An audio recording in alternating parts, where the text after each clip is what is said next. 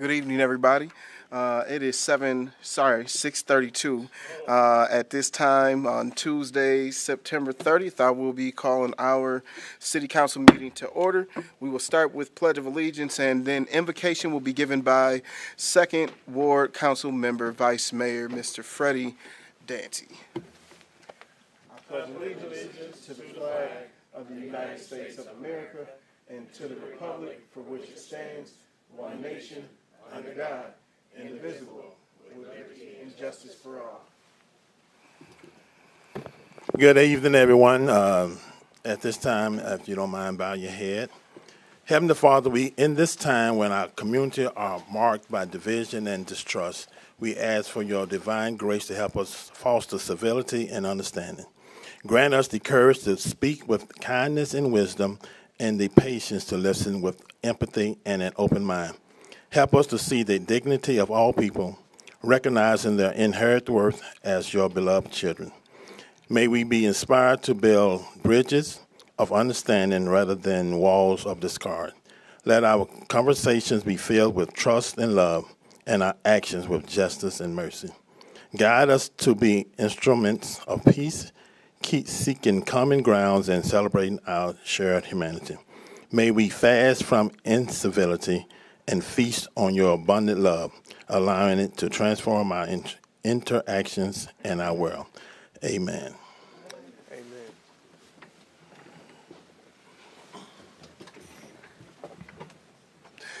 Madam Clerk, if you will proceed with roll call, please.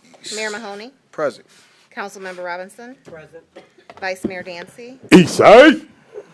Councilmember Gunn, Present. Councilmember Wood, Present. Councilmember Davis, Present. Councilmember Forgrave. All present and accounted for. Thank you, Madam Clerk. Next, I would be looking for a motion in support for adoption of the agenda. So moved. It's been moved and supported. Any discussion?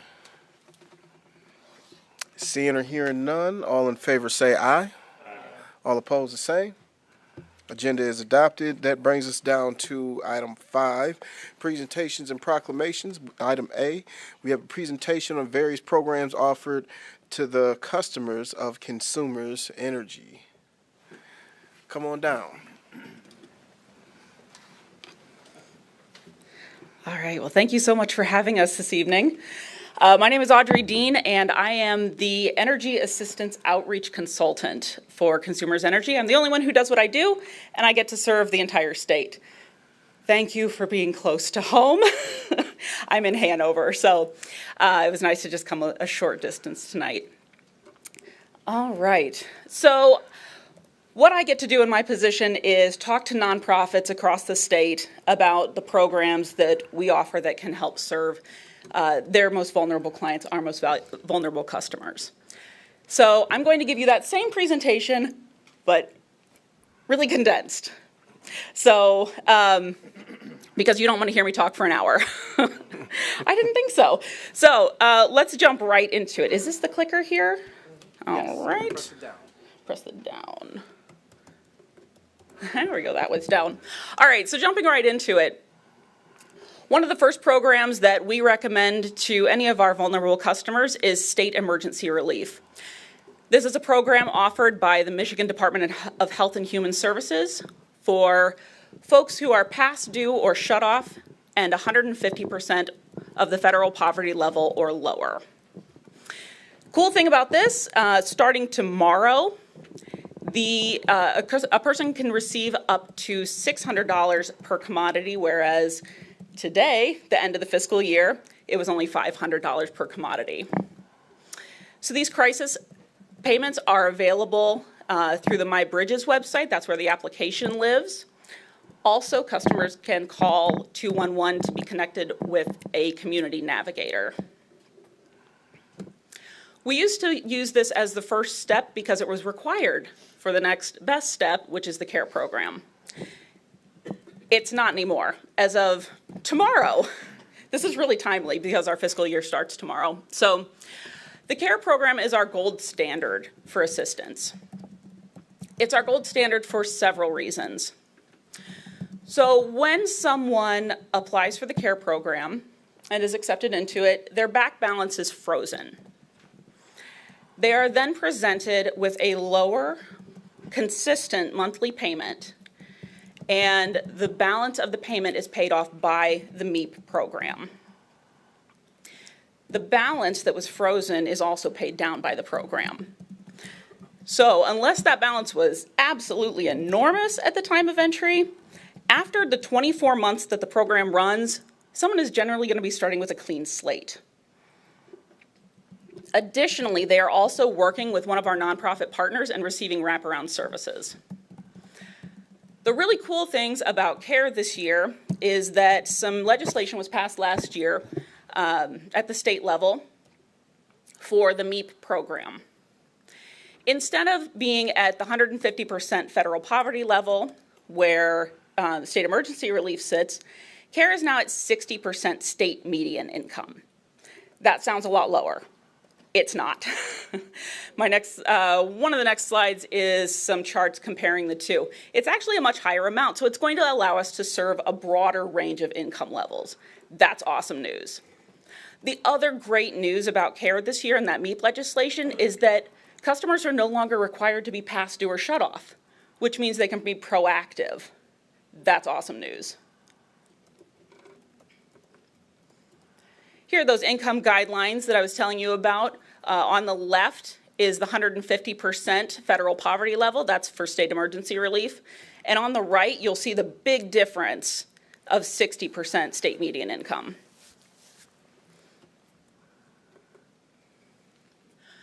As I said, we work with nonprofits for the enrollment process. So if someone calls the consumer's customer service line, we can't enroll them for CARE. We want them to partner with these agencies because they're going to receive those wraparound services and a much better, more consistent personal touch than we're able to offer. These agencies are wonderful, and you'll recognize some of the names up there because they're local. United Way of South Central Michigan operates right here in Jackson. We also have a community action agency that partners with us here. And we're meeting and collaborating with these agencies on a regular basis. To be connected with one of these agencies, we have a list on the website, also detailing if enrollments are open, closed, or paused, or folks can call 211. You'll hear me say that a lot because we partner with 211 a lot, and they're a wonderful service. One of the other really neat things that I get to do with my job is distribute gift funding.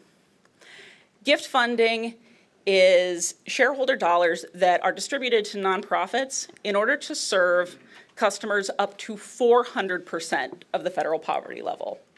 This is pretty much going to hit anyone who needs assistance.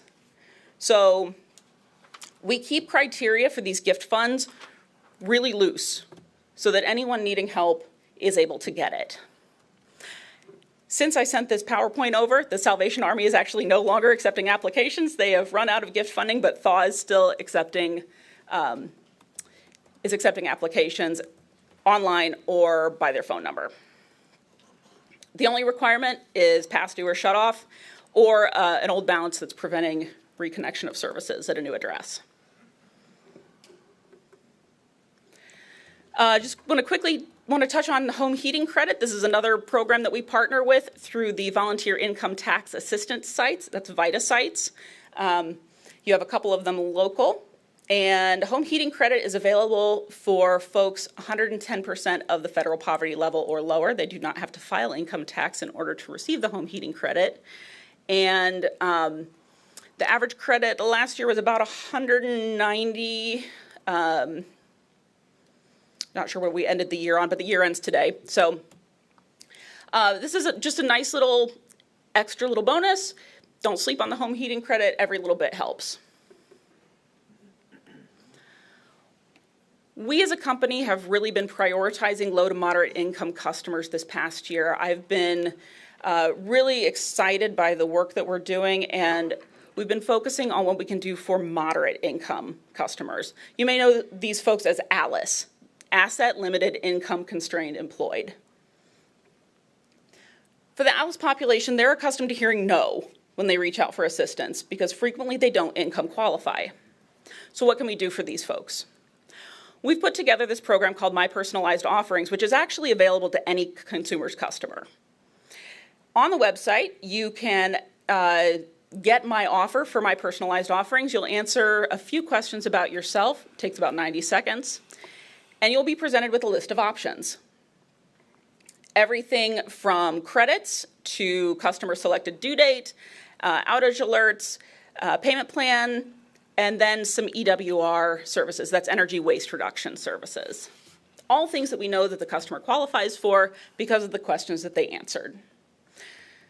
The cool thing about this is it doesn't waste any of your time. You go through, you check the boxes on what sounds good, you leave the ones that don't, you hit apply, poof, they show up on your bill as a credit, or you receive more information about the programs that you were interested in. So this is one of the ways that we're reaching the ALICE population. It's a wonderful way to do so with no stigma. We know that reaching out for help is hard sometimes. So this is a great way that we can get assistance information and other money-saving tips to our ALICE customers.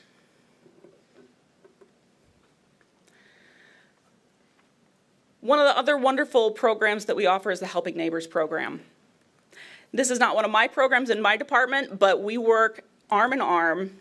Wherever I am, they are too. That's the Helping Neighbors program. Helping Neighbors is our energy waste reduction program for income qualified customers. So if you've ever had a home energy analysis from Consumers Energy, and by the way, if you are customers, you should definitely have home energy analysis so that you can lower your bills. But the Helping Neighbors program is the step beyond that home energy analysis. So after that's done, we can offer qualifying individuals premium measures, which sometimes means appliance replacements, insulation. There's a number of other things that we can offer for those income qualified customers. Their limit is 200% of the federal poverty level, so it's even higher than that 60% by just a smidge. So this is a program that I would recommend to anyone, any customer starting off with the home energy analysis, and we'll ask them income qualifying questions as part of that and be able to offer those premium measures. I hope I kept it short enough. I'm happy to take questions, though. Council, what questions do we have? Of course, I have a question. On Helping Neighbors, Yeah. is that just for homeowners, or is that for like renters as well? So we're limited in what we can do for renters, but we do actually have another program that's pretty exciting called Lending a Hand. So it is specifically for landlords who are renting to income qualified customers. We will pay 70% of efficiency measures if they pay 30%. So, yeah. Also, we can do mobile homes and manufactured homes. That's a question we get a lot, and we absolutely can do those. Mm-hmm.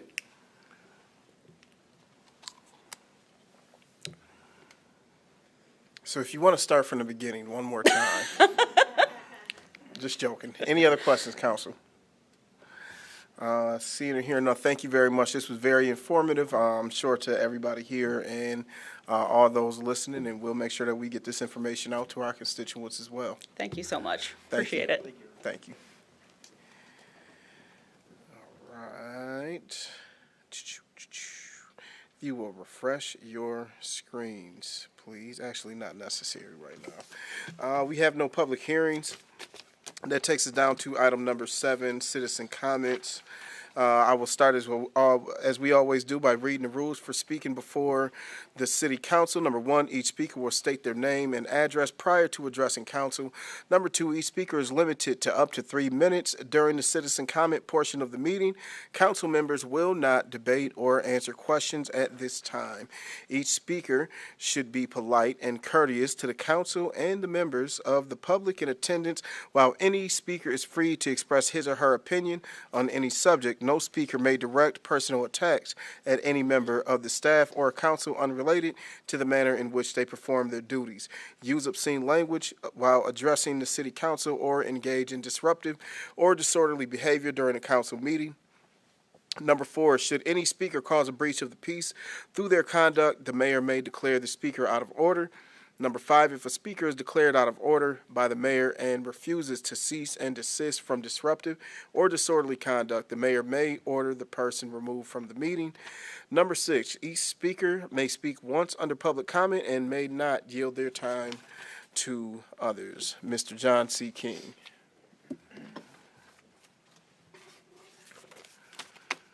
Thank you, Mr. Mayor. John King, 203 3rd Street here in the city.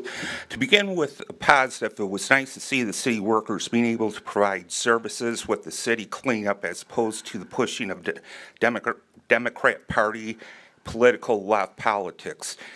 Kathy Morris Fuller herself with her "I'm for God and God is for me" attitude. She said, "Don't talk about me when you don't know me," but she's been speaking here, bootlicking many times, which allows me to speak about her comments.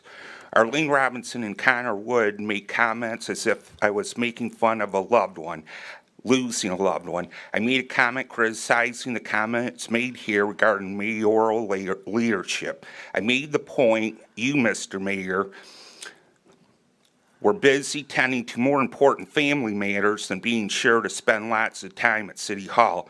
There was no council meeting in between my criticism of comments here and the loss of your niece. So obviously, you didn't need to be here for council meetings providing leadership. The local NAACP with Arlene Robinson brought the film 13th to the Michigan Theater before the pandemic. Towards the end of it, it made the claim President Trump was Hitler and Trump supporters were Nazis. That's a big problem with what's going on today. With the non-discrimination ordinance, which came up for a vote, which, among other things, allowed boys and men and girls for women's locker rooms and restrooms, Arlene stated she prayed to God about it. Sadly, she had a seance with Satan. Connor Wood was behind the scenes leader of the effort with Derek Dobies was its public face. Connor knew from day one after the fire there was Nikki Jolie who burned her house down, yet he's dismissing her Facebook comments. He mentioned last meeting someone casting a council member and stating that members belonged in a camp. That wasn't me. Connor actually stalked an older gentleman to prevent him from being able to exercise his rights. Connor was involved in a council seat appointment being delayed to allow his now wife to be able to legally hold the position. He gerrymandered the city ward so he wouldn't have to run against Laura Schlechte.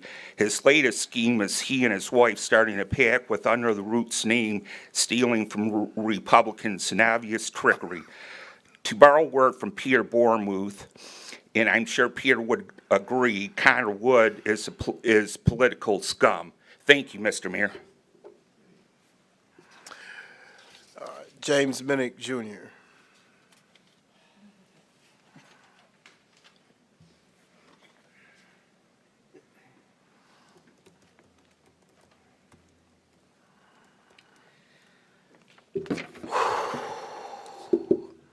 My blood's a little boiling right now.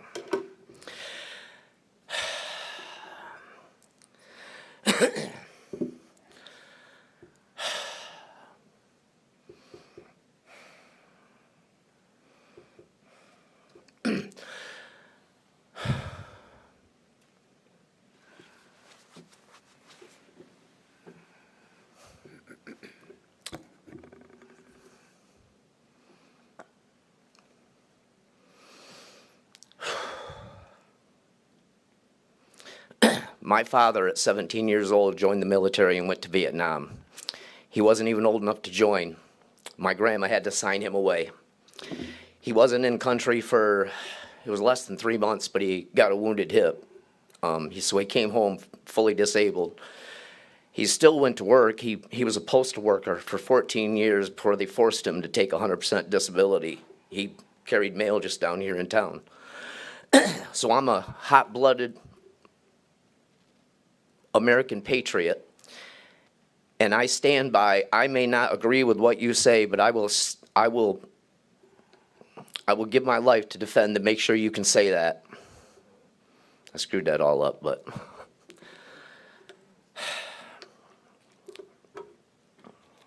you have the right to be wrong. Anyway, I'm here for Mama Tutu. at 406, oh, by the way, my name is James Anthony Minnick Jr.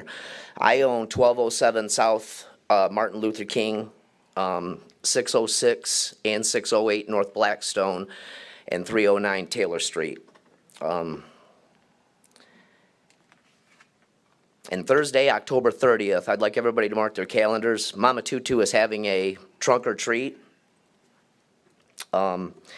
It's at 406 First Street, where the old funeral home used to be. I'm going to probably be putting in a request to get the West Wesley to First Street shut down so that I can have my tractor and trailer there and give hay rides and maybe get some other things going for the kids.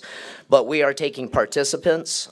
We still need people to come and bring candy and hand out candy out of their trunks. You can contact Mama Tutu at 517-414-0932, or you can call me, 517-414-6846. I will defend with my life people's right to say anything that they want to, even when it hurts me.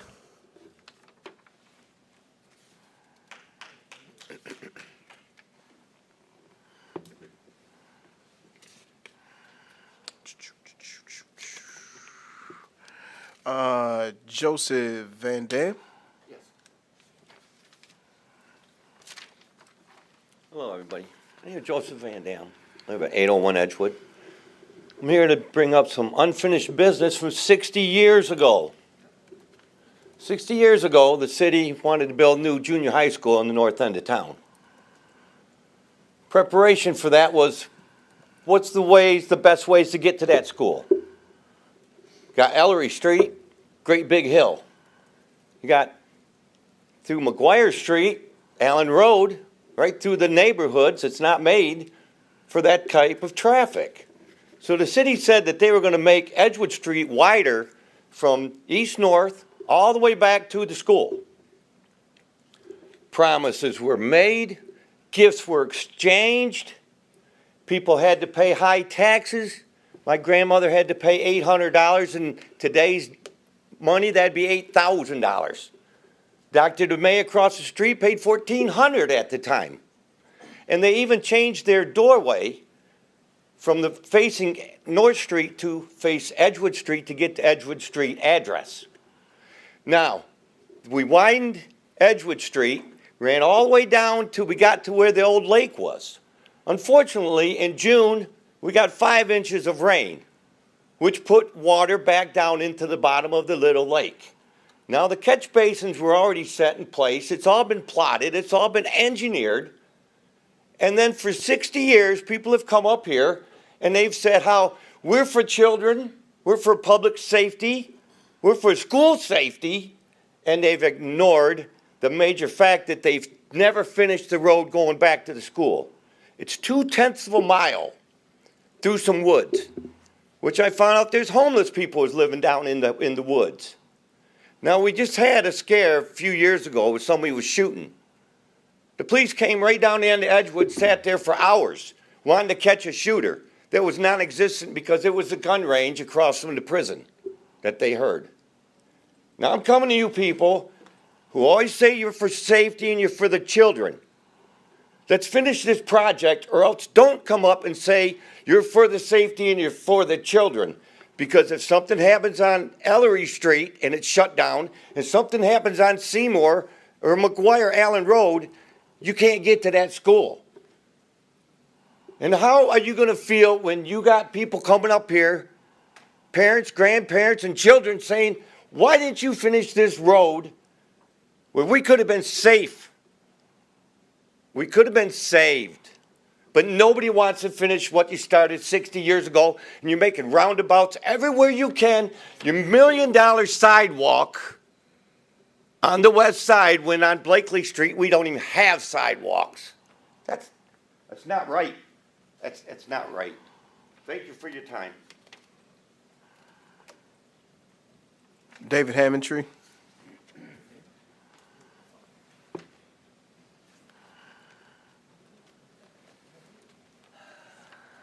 Good evening, Council. David Hammondtree, 800 Block Duran.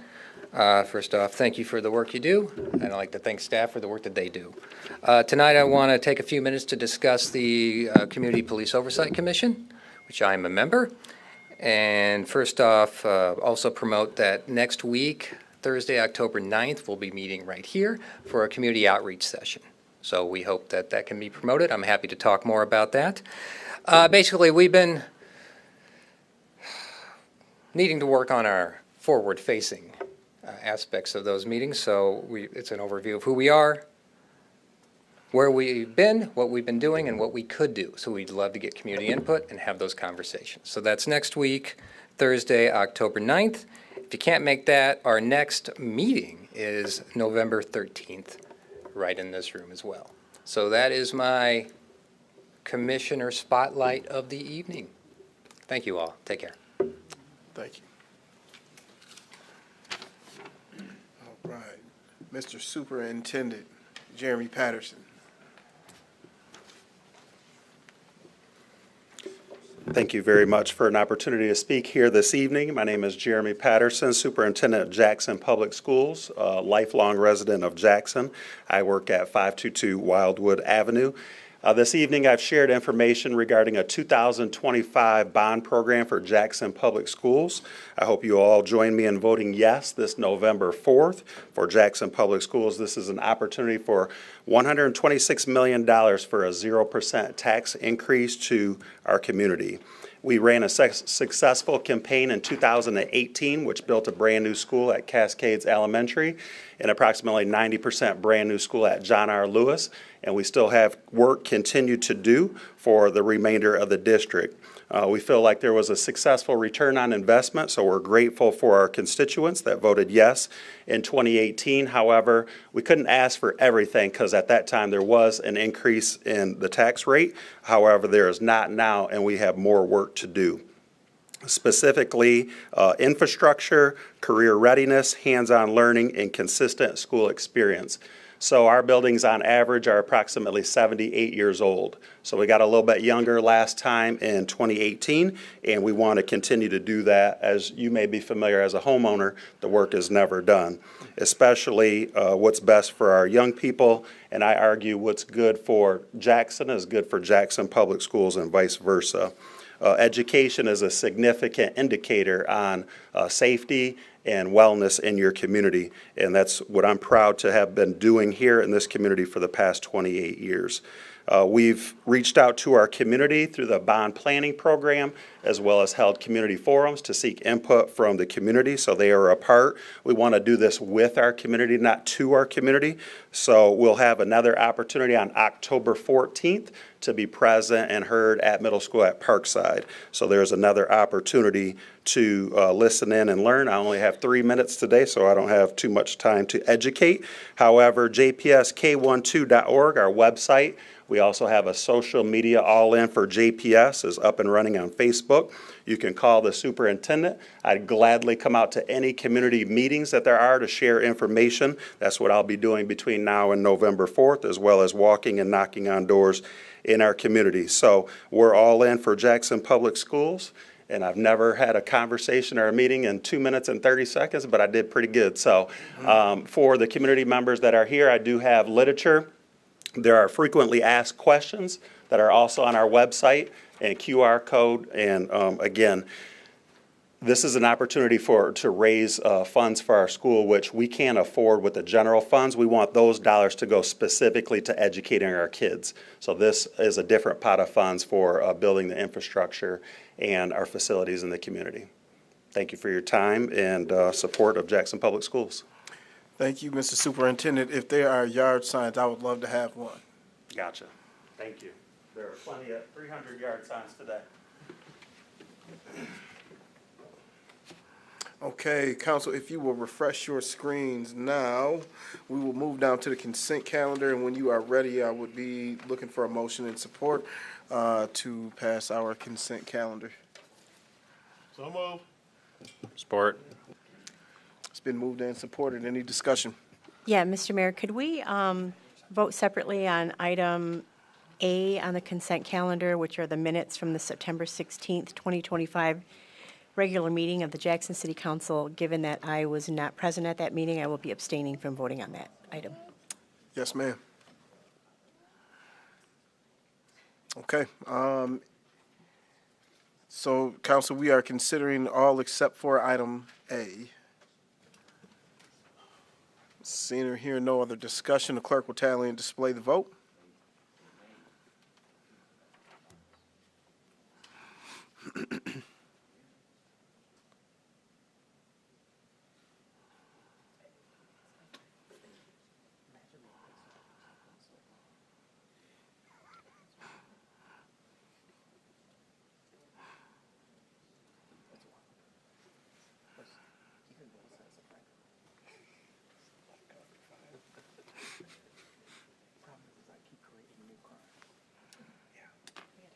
That's okay.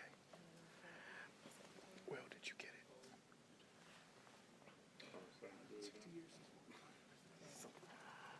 All right, item passes unanimously. Brings us back up to item A.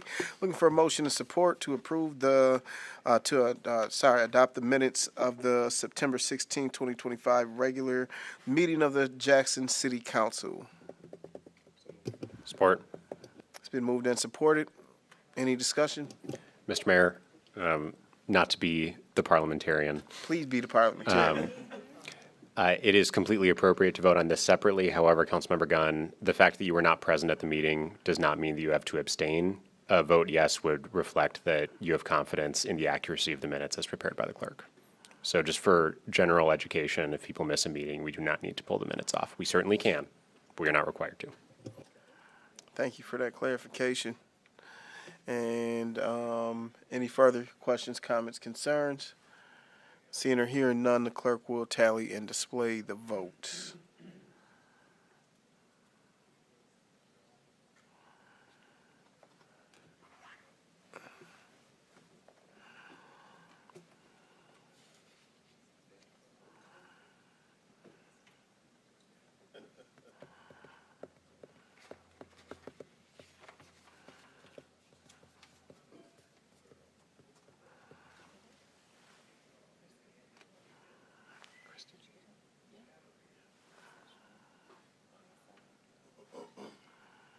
One more time.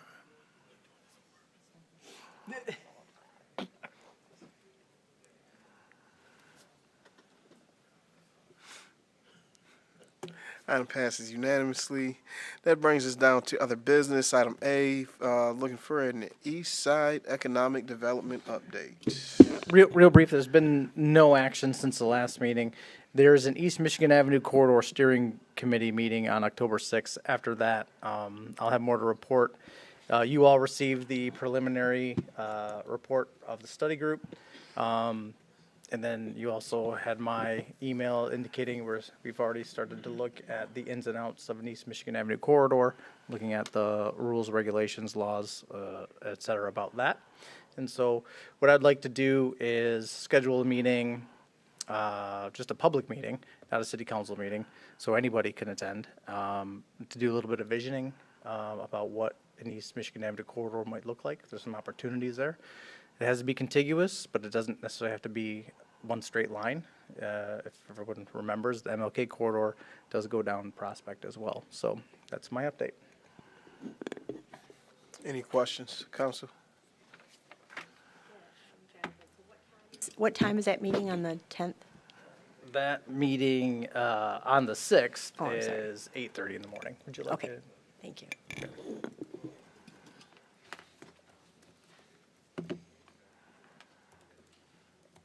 Is that meeting here? It's virtual. Oh, perfect.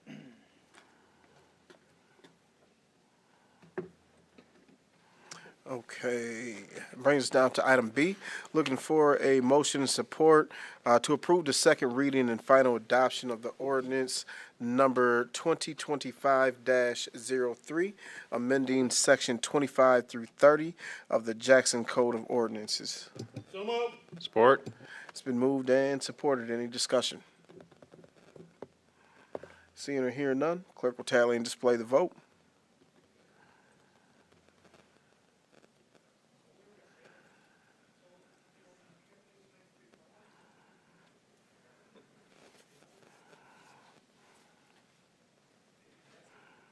Item passes unanimously.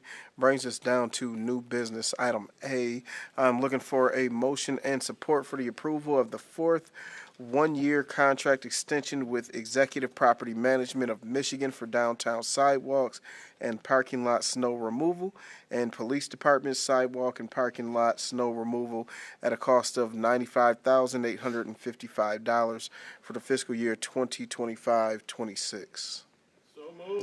Support. It's been moved and supported. Any discussion? Seeing and hearing none, clerk will tally and display the vote.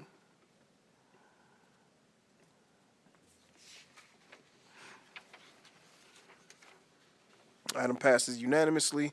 And we are on item B. I'm looking for a motion support to approve the purchase and installation of a new steam boiler in the wastewater treatment plant, maintenance garage from Adrian Mechanical Services in the amount of $147,390. Moved and supported. Any discussion? Seeing or hearing none, clerk will tally and display the vote.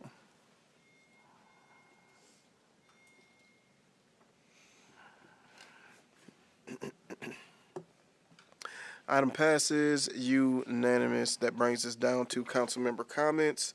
Councilmember Wood.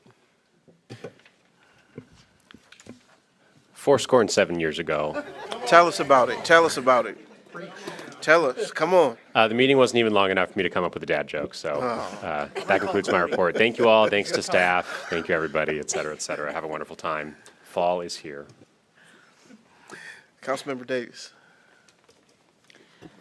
Just want to remind everybody this Saturday from 10 to 2, Chief Gonzalez, this Saturday, correct? 10 to 2, open house at the JFD on Jackson.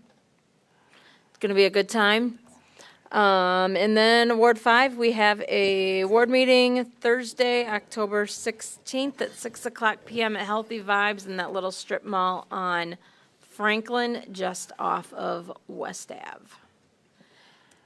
Also, thank you to the volunteers. I had 2 groups of volunteers out on Sunday painting over some graffiti in Ward 5, so we're starting to look really good, getting it all cleaned up. Thank you so much for coming, everybody. Thank you, Mr. Mayor. Thank you. Councilmember Forgrave. No, come on, man. Go Tigers, eat them up. Right on. Councilmember Robinson. Mr. Mayor, sorry. I want to say thank you to staff. I know I've had a few requests over the last couple of months, so I thank you for taking the time and looking into the incidents that my residents in Ward 1 have brought to my attention. I also want to say that I am working on a ward meeting for the month of October. So stay tuned. I'm sure it'll go up on the website, but I do plan on having a ward meeting in the month of October, probably part of the last 2 weeks, one of the last 2 weeks of the month. I thank all the guests that came out. I made note of your information, Jeremy, seeing if maybe I can have you come or someone come. I'll reach out to you. I get beat up a lot about being the president of the NAACP, but the NAACP is a group of people, and generally the president don't even get a vote. So it's the group of people. You know, I could only break a tie when I was there. I was there 12 years as president. You know, it's the choice of the body of an organization. Works similar to this board here, but I have, I guess, broad shoulders. I can take the hit, but it should come out and take a look at what the operation looks like at the NAACP. It's not just totally Arlene's or DeVito or Daniel's decision. It is a group of individuals that decide what we're going to do and what we bring. Thank you. Councilmember Gunn. Thank you, Mr. Mayor. I too would like to thank the city staff for being so responsive. I've had some contact with constituents recently who had issues that they wanted addressed, and one item was addressed the very next day. So I really appreciate that, Jonathan, for getting on that very quickly. Other than that, yeah, happy 1st of October tomorrow, which also starts Domestic Violence Awareness Month. So thank you. Thank you. Vice Mayor. Thank you, I was Mr. going Mayor. to. You should have. Almost forgot. Thank you so much. So I'd like to thank consumers for coming out and talking. I told her 5 minutes. I think she went over, but I'm not going to hit on that. But she did okay. The information was good. So we let her slide. But next time I see her, I'm going to let her know that. So I got to let you know that. So I'm also thinking about having a meeting this next month, having at, I don't know, somewhere. I figured it out. So Isaiah Hub, I want to have it at Isaiah Hub, just trying to get some things worked out with him. Get the fire department, if I can, and get someone from the JPS to come and talk about what's going on. So those dates I haven't got a date yet, but that's what I'm looking. I'm just waiting on the okay from Isaiah Hub to come out and do that. Also, there'll be a trunk or treat. Salvation Army is doing a trunk or treat October the 17th. Yeah.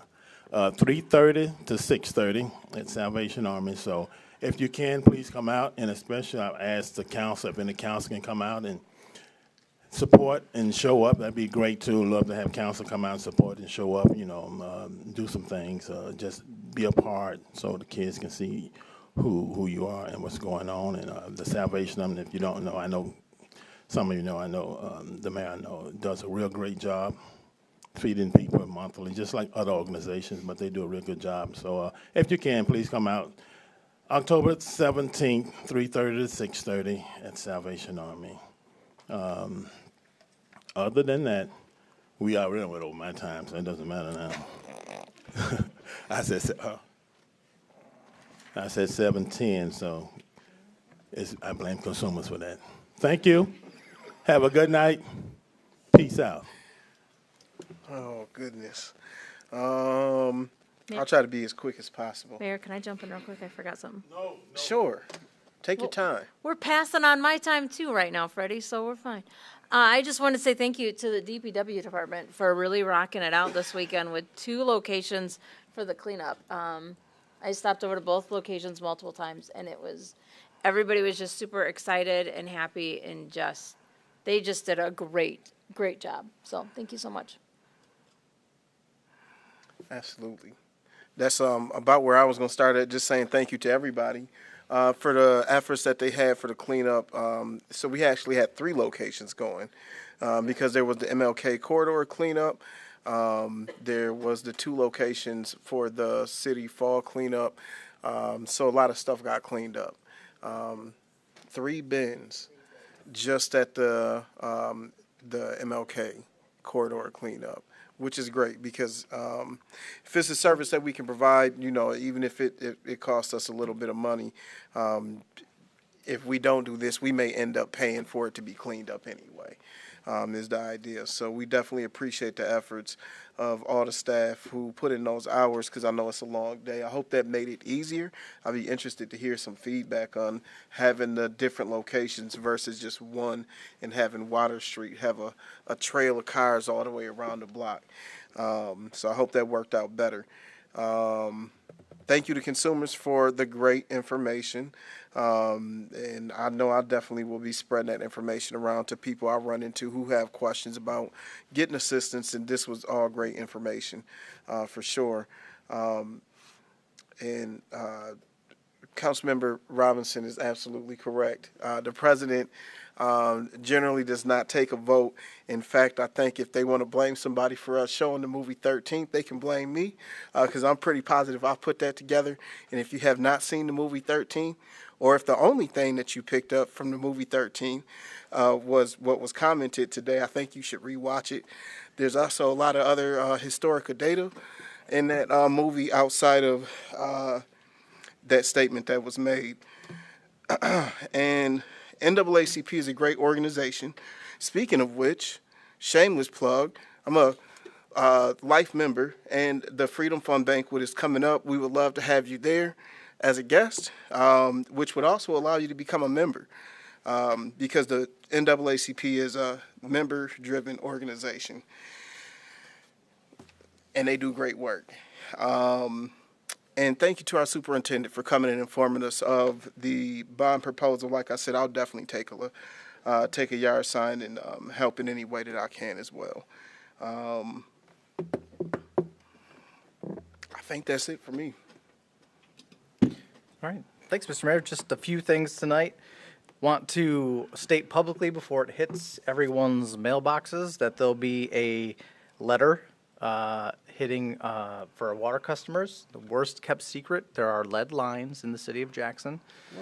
The powers that be, which will be shut down tomorrow, both of them, that's my second comment, have mandate that we send this letter out. And since we won't be closed tomorrow, we're going to send out a letter to everybody who gets water from the city of Jackson, making sure they understand that we have lead lines in our water system, but there's no threat to public health and safety right now. So just want to make sure that's stated clearly for the record. The letter will start to be mailed out this week. And since we will be working tomorrow, and the state and federal government won't be, it looks like, barring a miracle, just want to remind everybody that the only form of government still operating will be local government. So kudos to our colleagues at the county for doing what they need to do every day, and kudos to this group for making our decisions that keep us running every day and answering the call to our people. I will point out that our street work, we think, will not be affected. And we think this because of the local match that is required on all of our projects. So we still have some scratch to spend on it. The way we're looking at this is so long as our contractors want to rock and roll, we want to have them rock and roll, we'll pay the tab until these guys decide to do their jobs again. So I know construction has been frustrating, but we're not going to stop because they're stopping. We're going to keep going and get it done so we can finally be done for the season. Thanks.